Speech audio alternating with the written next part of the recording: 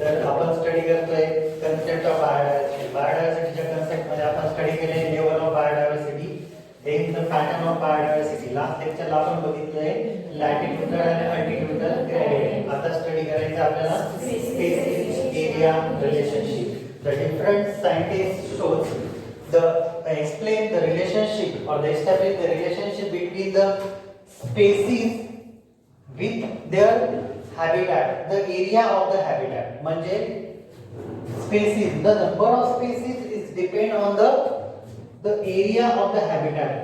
दोन एरिया दिसतात आपल्याला, हा एरिया A आणि हा एरिया B दिसतोय, बरोबर.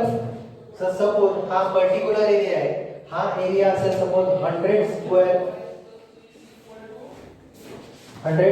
किलोमीटर, आलं लक्षात. हा एरिया असेल आणि असेल तर 1000 स्क्वेअर किलोमीटरचा जर एरिया असेल तर इथं आपल्याला स्पेसिस एरिया रिलेशनशिप कशी करणार. The total number of species in the area A and total number of species in the area B यांच्या जर कंपॅरिझन केलं आपण तर increase the number of species or the increase the diversity, increase the biodiversity according to their habitat area. habitat म्हणजे particular जो habitat आहे त्या area त्याचा एरिया जितका जास्त तितकी स्पेसिसची रिचनेस जास्त असणार. कळतंय का. म्हणजे सपोज जर हा एक पर्टिक्युलर एरिया आहे, तो 100 स्क्वेअर किलोमीटरचा एरिया आहे, तर तिथं आपल्याला जर 10 डिफरंट स्पेसेस मिळत असतील, पण जसं जसा एरिया इन्क्रीज होईल, जसं जसा हॅबिटॅट इन्क्रीज होईल, हॅबिटॅटचा एरिया इन्क्रीज होईल, तशी तशी स्पेसिसची जी काय डायव्हर्सिटी आहे, स्पेसिसची जी रिचनेस आहे ती इन्क्रीज होईल. सपोज जर इथं आपल्याला 10 स्पेसिस मिळतात, तिथं आपल्याला मिळतील 100 species, but at a certain or the particular limit, एका particular limit पर्यंत. This concept was established by Alexander von Humboldt.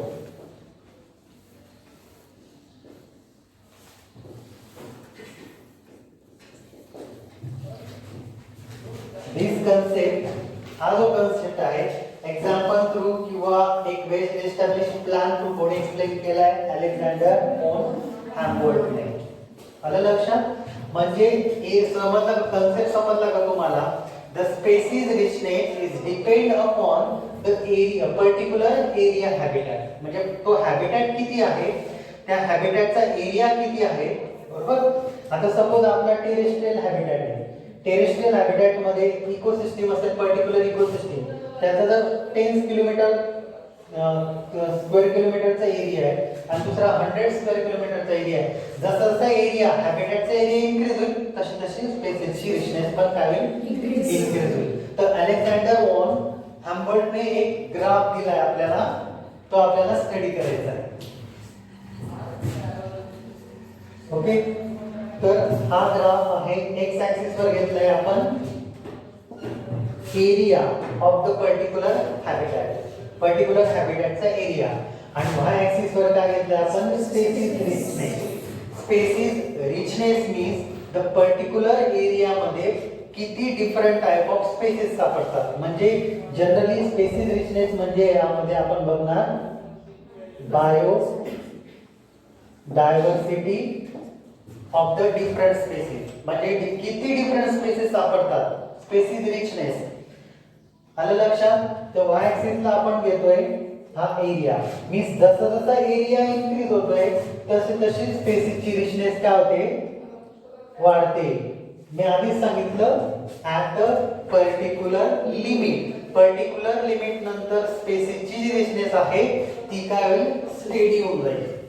आलं लक्षात. तर यासाठी आपल्याला काही इक्वेशन दिले, S is equal to C A square Z. Okay. तर S म्हणजे काय, स्पेसिस रिचनेस, कळलं.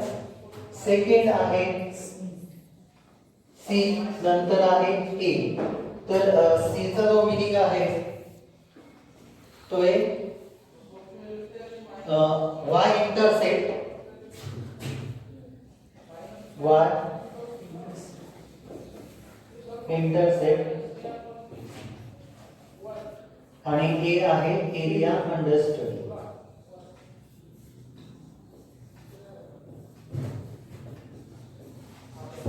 And Z means the slope of line. आता या याच्यात काय दिसते बघा आपल्याला, जसा एरिया इन्क्रीज होतोय तसा तसा एक स्पेसिसची रिचनेस काय होते, इन्क्रीज होताना दिसते. आणि हा जो ग्राफ आहे तो हायपरबोला दिसतोय आपल्याला. मग त्यानुसार जर इक्वेशन बघितलं आपण म्हणजे काय, x म्हणजे काय, ही स्पेसिस रिचनेस वाढते. ओके, c म्हणजे काय, y इंटरसेप्ट म्हणजे हा y ऍक्सिस ला ही जी डॉटेड लाईन कुठे मिळते, तो काय झाला, y इंटरसेप्ट. त्यानंतर a म्हणजे एरिया अंडर स्टडी. हा जो काय दिसतोय आपल्याला, हा एरिया अंडर स्टडी म्हणजे किती स्क्वेअर किलोमीटरचा एरिया आहे त्यामध्ये आपण तो स्पेसिसची रिचनेस स्टडी करतोय. आणि z म्हणजे काय, द स्लोप ऑफ लाईन. आलं लक्षात. तर हे जे इक्वेशन आहे ते कसं तयार होते, log s = log c + z log a. या इक्वेशन वरून जर आपण हा ग्राफ तयार केला तर हा कसा येतो, एक स्ट्रेट लाईन मध्ये येत असतो. कळलं का. तर हा ग्राफ काय शोध करतोय, स्पेसिस एरिया रिलेशनशिप. तर increase the species richness according to the area of the habitat. increasing area of the habitat but particular limit. कळलं. याला म्हणणार स्पेसिस एरिया रिलेशनशिप. पुढे बघणार आपण importance of species diversity to the ecosystem.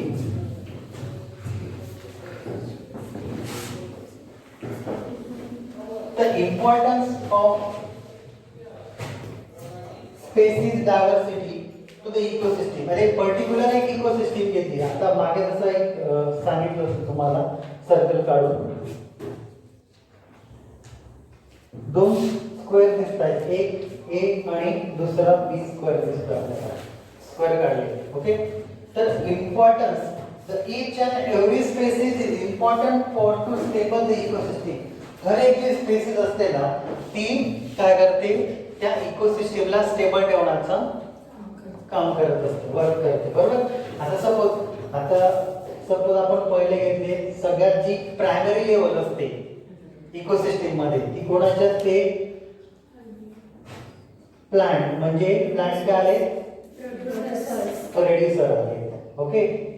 त्यानंतर second काय आले, कंझ्युमर. आणि नंतर काय आले, कंपोजर्स. बरोबर. तर प्रोड्युसर मध्ये प्रायमरी प्रोड्युसर कुठले येतात, ऑन द प्लांट्स. प्लांट्सला कंझ्युम करणारे प्रायमरी कंझ्युमर. प्रायमरी कंझ्युमर म्हणजे कोण, हर्बिव्होर्स. आणि त्या हर्बिव्होर्स वर डिपेंड असणारे काय, मग कार्निव्होर्स. आता सपोज प्लांट्स, हर्बिव्होर्स और कार्निव्होर्स ज्यावेळेस ते डेड होतील त्यांचं जे डेड ऑर्गॅनिक मॅटर आहे त्याला डिकंपोज करायचं जे फंक्शन आहे ते कोणाचं आहे, डिकंपोजर्स आहे. मग डिकंपोजर्स मध्ये कोण येतात, बॅक्टेरिया अँड फंजाई. कळलं का, बॅक्टेरिया अँड फंजाई. तर सपोज प्लांटच्या स्पेसिस इकोसिस्टम मधल्या प्लांटच्या स्पेसिस जर कमी झाल्या तर प्लांटचं बायोमास कमी फॉर्म होणार. त्या प्लांटच्या बायोमासवर डिपेंड असणारे जे हर्बिव्होर्स आहेत त्यांना जर सफिशियंट अमाउंट मध्ये जर फूड मिळालं नाही तर यांची जी काही नंबर ऑफ आहेत हर्बिव्होरचे नंबर पण रिड्यूस होतील. आणि हर्बिव्होरचे नंबर रिड्यूस झाले तर कार्निव्होरला फूड प्रॉपर मिळेल का, नाही मिळणार. मग तसेच कार्निव्होरच्या पण स्पेसिस कमी होतील. म्हणजे कंप्लीट इकोसिस्टम ही कोलॅप्स होणार. म्हणून हर एक स्पेसिस ही इम्पॉर्टंट आहे टू मेंटेन दी इकोसिस्टम. कळला आहे कन्सेप्ट. आणखी importance of species diversity to the ecosystem मध्ये आपण आणखी काय बघायचंय. सपोज एक एरिया घेतला आपण, या हा ए एरिया, बी एरिया, यामध्ये 10 स्पेसिस सापडतात आणि यात आपल्याला 100 स्पेसिस सापडतात. Suppose in case the reduction of the species from the particular area A and the reduction of the species from the particular area B. तर ज्यावेळेस हा जो स्मॉल एरिया आहे आणि ज्या स्मॉल एरियामध्ये 10 स्पेसिस आपल्याला सापडतात आणि या 10 स्पेसिस मध्ये सपोज जर एक स्पेसिस जर काय झाली रिड्यूस झाली, इथे किती स्पेसिस दिसतायत 9 स्पेसिस. तर ही ecosystem this one species also important for to maintain the ecosystem. But जर इथं जर 100 स्पेसिस दिसतायत, 100 स्पेसिस मधून एक स्पेसिस जरी कमी झाली तर या इकोसिस्टमवर त्याचा इफेक्ट होणार नाही. कळलं? जसं आपण एक वर्गात तुम्हाला एक स्टुडंटचा एक्झाम्पल सांगतो. एका वर्गात 100 स्टुडंट बसले, एक दोन स्टुडंट गैरहजर जरी राहिले तर काही इफेक्ट होईल का? पण एका वर्गात जर सपोज 5 स्टुडंट बसतायत आणि त्यामध्ये 2 स्टुडंट आले नाही तर टीचरला शिकवायला इंटरेस्ट वाटेल का? कळतंय का? म्हणजे तो इफेक्ट काय होतोय डायरेक्टली एरियानुसार स्पेसिसचे जे नंबर आहेत आलं लक्षात, ते जर रिड्यूस होत आहेत तर ती इकोसिस्टम पण काय होते इम्बॅलन्स होत असते. म्हणजे इकोसिस्टमला जर बॅलन्स करायचंय, इकोसिस्टमच्या मध्ये जर आपल्याला इम्पॉर्टन्स बघायचंय पर्टिक्युलर स्पेसिस डायव्हर्सिटीचं, तर ते कशावर डिपेंड असतं? The species richness. स्पेसिसची किती रिचनेस आहे. इथं 10 स्पेसिस मधून एक स्पेसिस जर रिड्यूस झाली, 9 स्पेसिस राहतात, मग इकोसिस्टम कोलॅप्स होण्याचे किंवा बायोमास फॉर्म होण्याचे जे काही चान्सेस आहे इथं ते खूप कमी असते. मेंटेन्स इकोसिस्टम इथं कमी मेंटेन होते बरोबर. पण जर 100 स्पेसिस आहे ना, 100 स्पेसिस मधून एक स्पेसिस कमी होते तर या इकोसिस्टम वर तितका इफेक्ट होईल का? कळलं? याला आपण काय म्हणतो importance of species diversity to the ecosystem. हा कन्सेप्ट आपण काही हायपोथेसिसने स्टडी करतात. हायपोथेसिस माहिती काय असतं? हायपोथेसिस म्हणजे एक कन्सेप्ट आहे, ते असेलच असं नाही. कळलं?